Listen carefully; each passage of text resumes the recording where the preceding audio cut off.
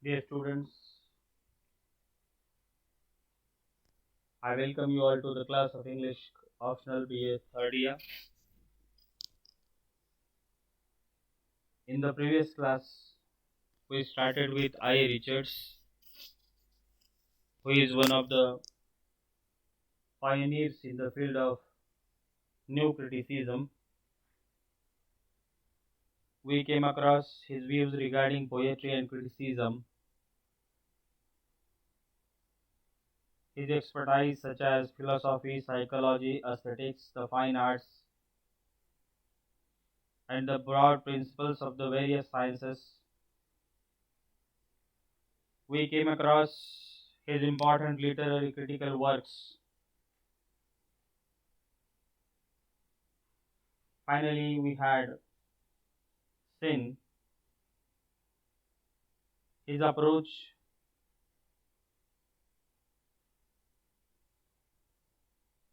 which is pragmatic and empirical.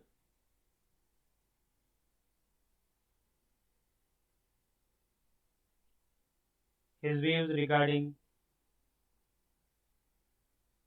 the purpose of writing.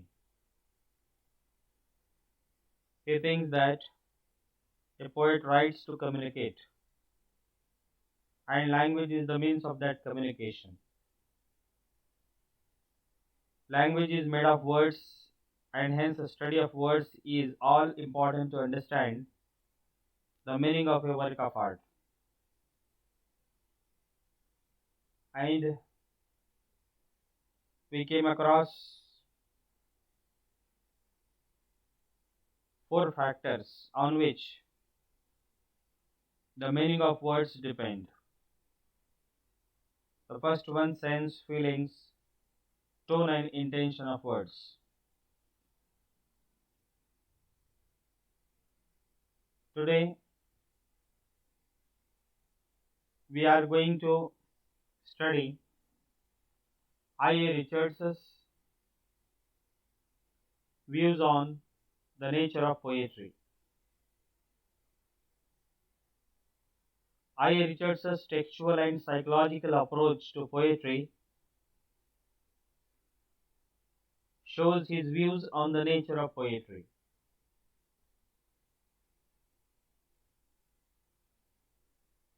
His views on the nature of poetry have been discussed in his Science and Poetry and Principles of Literary Criticism.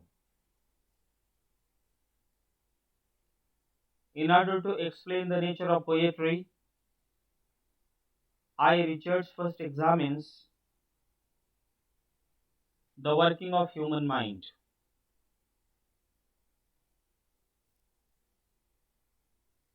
The working of human mind is a system of impulses.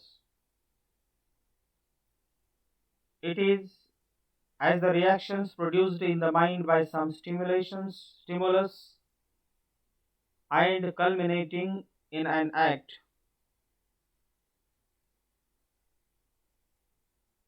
Similarly, poetry is a representation of unequally ordered state of mind. By poetry, Richards means not only verse but all imaginative literature, which is also the product of the impulses stirred in the mind. He adds that poet unconsciously embodies any thought in his work. His interest is only to record the happy play of impulses on a particular occasion. So, one should not try to find out what he says, because in such care a person may misunderstand the poet. One should share poet's experience. The happy play of his impulses, it will be a good reading of the poet.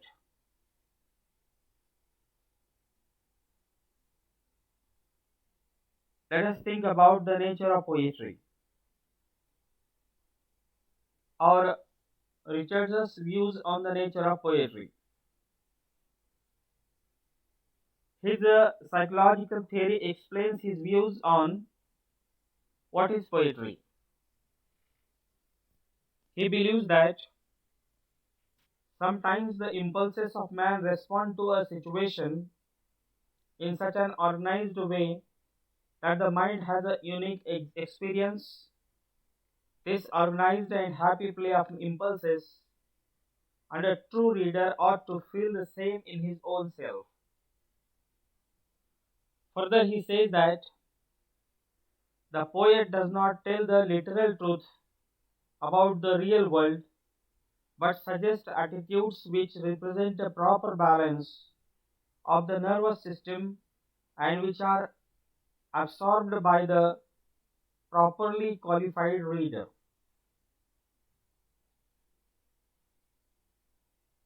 In order to understand the real nature of poetry, we have to understand clarity, or we have to understand clearly how the mind works in an experience and what sort of stream of events the experience is. Further, he says that every experience is essentially some interest or group of interest back to rest. He further elaborates his point and says to understand what an interest is, we would picture the mind as a system of every delicately poisoned balances, a system which so long as we are in health is constantly growing. Richards explains it with the example of a magnetic compass.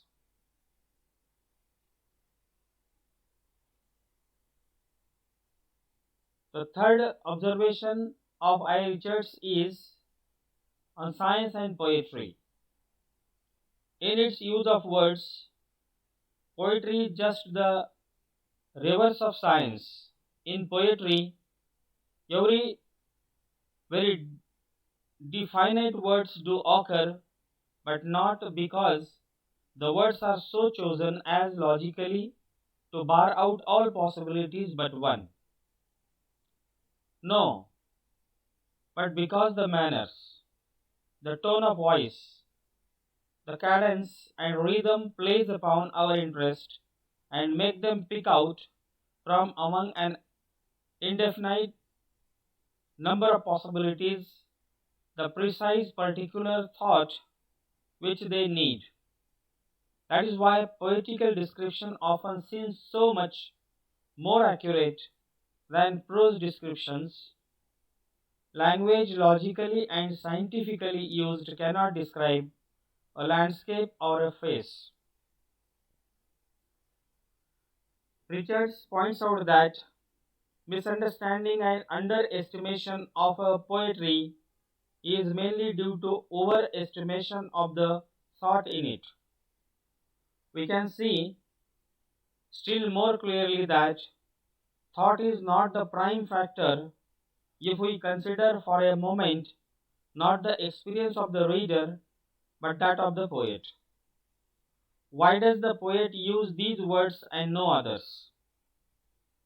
Not because they stand for a series of thoughts which in themselves are what he is concerned to communicate. It is never what a poem says which matters but what it is. The poet is not writing as a scientist. He uses these words because the interest which the situation calls into play combine to bring them just in this form into consciousness as a means of ordering, controlling, and consolidating the whole experience. The experience itself, the tide of impulses sweeping through the mind, is the source and the sanction of the words.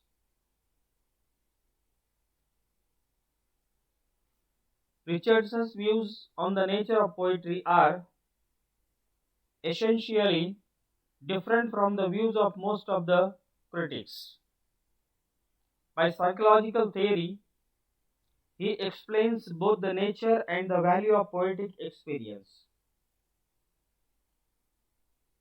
His theory of poetry